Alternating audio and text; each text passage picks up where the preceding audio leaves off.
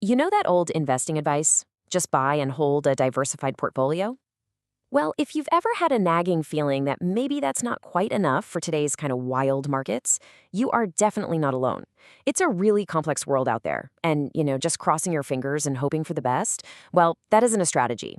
So let's dive in and build a much more solid framework. And right off the bat, this quote just shatters that whole buy and hold mantra. This isn't an opinion either. This is a cold hard fact. Imagine you invested in Japan's Nikkei index. We're talking about powerhouse companies like Toyota and Sony here. You would have actually lost 14% of your money over 27 years. That is a crazy long time to wait just to end up in the red. So that's the big question, isn't it? If the old rules clearly don't always work, what new rules should we be following? It seems obvious we need a real system, a kind of blueprint that can work in any market condition, not just when everything's going up. And that is exactly what we're going to build today. Here's our roadmap. We're going to move beyond just buy and hope. And then, piece by piece, we'll put together this powerful framework using the 4 pillars. First, sizing up reality with fundamentals, then reading the market with technicals, creating an income playbook, and finally, mastering risk. Look, we're not here to give you hot stock tips or quick picks. We're here to build a system, a repeatable process for making smart, informed decisions. Because, as we just saw with Japan, hope is definitely not an investment strategy. Now, this is absolutely crucial to understand. The 4 pillars aren't just 4 separate ideas you can pick and choose from. No, they're an integrated, holistic system. Think of it like a complete toolkit that sophisticated investors use to figure out the what, the when, and the how for any potential investment. Doesn't matter if it's stocks, real estate, or even crypto. It's about having a complete process, start to finish. Okay, pillar number 1, fundamentals. This is all about understanding the genuine health and strength of whatever it is you're looking at. Before you even glance at a price chart, you have to know what you're actually buying. And we're going to look at this at 3 really critical levels. And here's the thing.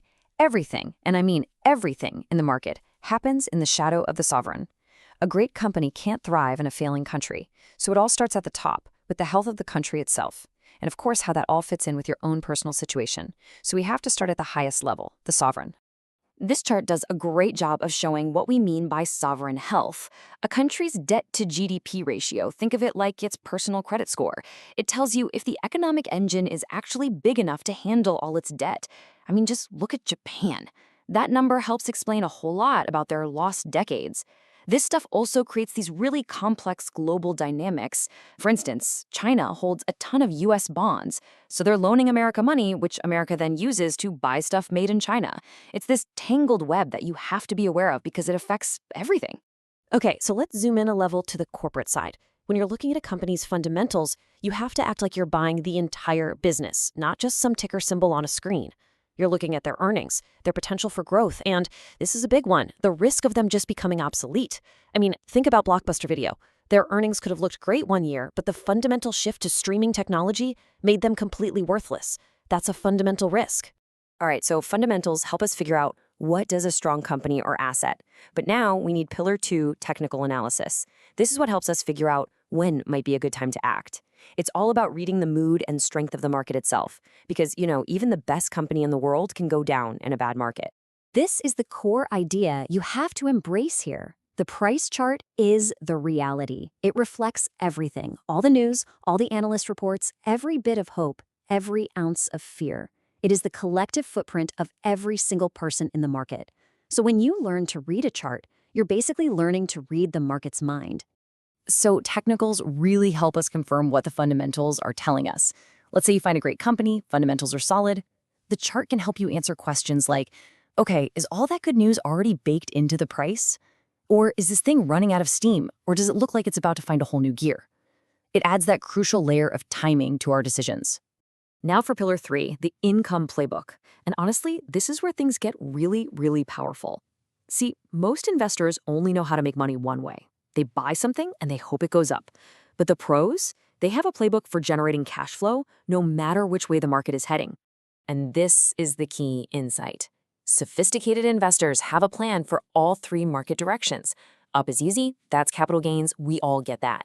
Down, you can make money by shorting, but it's the third direction, sideways, that most people completely miss. By using certain strategies, you can get paid for the passage of time, turning a boring flat market into a consistent source of income. Let's try to demystify this with a quick example. A bull call spread. I know it sounds super complicated, but the idea is simple. If you think a stock is going to go up, instead of plopping down a ton of cash to buy the stock, you can structure a trade like this. What it does is it gives you a trade with a fixed, small amount of risk and a clearly defined potential profit. It's just a smarter way to act on a bullish idea without having to bet the farm. And that brings us to our fourth and final pillar. And this is the one that really holds the whole structure together: mastering risk. And I'm not just talking about setting a stop loss. This is a mindset. It's about religiously protecting your capital and your entire strategy from those curveballs you just don't see coming. Let's just be super clear about this. Diversification is not a risk management plan. It is one tool, and it's a tool that can and does fail, sometimes spectacularly. Why? Because sometimes the entire system gets sick. And we're right back to that stark reality of Japan. You could have owned a perfectly diversified portfolio of the best companies in the country. It would not have mattered. When the sovereign fundamentals are broken, when the whole system is under stress, diversification isn't going to save you. These are the kind of big, systemic risks that cause all the boats in the harbor to sink at the same time.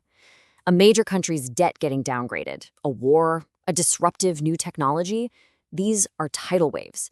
Your portfolio needs a plan for these events that goes way beyond just owning a bunch of different stocks. So we've walked through all four pillars. Now the most important part is putting it all together. You have to remember, this isn't a buffet where you pick one or two things you like. It's a cohesive framework where every single pillar supports and informs the others. This slide just sums up the whole system perfectly. Fundamentals help you figure out what strong assets are even worth considering. Technicals give you the signal for when the market timing might be right. And finally, your cash flow and risk management pillars tell you how to actually structure the trade to fit your outlook and, most importantly, protect your capital.